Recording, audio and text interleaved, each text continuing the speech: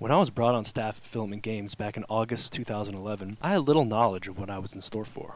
I quickly learned that there were over 15 projects in various stages of development, some that were already way behind schedule, and others that had fallen off the grid completely. The team was also using QuickBooks Time and Billing to log generic time, giving me no visibility on their project assignments or task velocity. I was able to use Jira, a plugin called Tempo, and the help of our CTO to integrate time logging and task tracking seamlessly. This gave me the information I needed to begin constructing velocity charts to forecast how much the team could handle per sprint, and constructing manageable sprint goals for the team.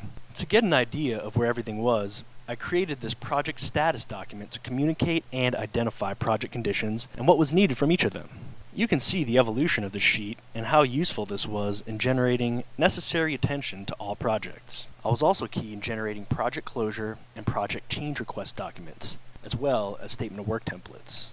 This was very important to defining the project upfront and serving as a roadmap for the projects to keep them within scope. This was also vital in managing client expectations. I also ran planning meetings and used Planning Poker to determine how much we could fit into the game reasonably. Using agile techniques, I made sure each sprint had a reasonable amount of user stories in them, and that the most important features received priority in implementation.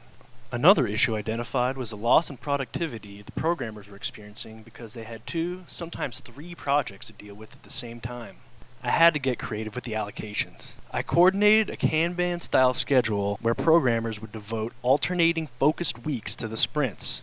This also allowed the UX artists to ensure all assets were ready for them on their week. Some projects that were on tight deadlines would need extra allocation.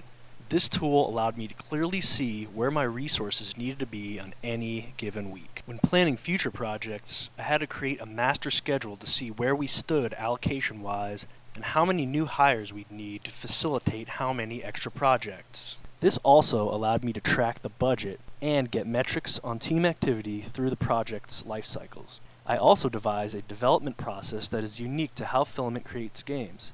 We realized the traditional waterfall phases didn't really work for multiple small projects, so we built testing and hardening sprints in their place. This allowed us to be agile about integrating change and reacting to feedback while still accounting for the time needed for bug fixing and polish. I would also regularly play the games to identify quality and design issues as early as possible to keep the team focused on the right tasks, eliminating waste and maximizing value. Most importantly, I've educated the team on how to do these things themselves. The team is now able to run their own meetings, measure their own velocity, and create their own tasks.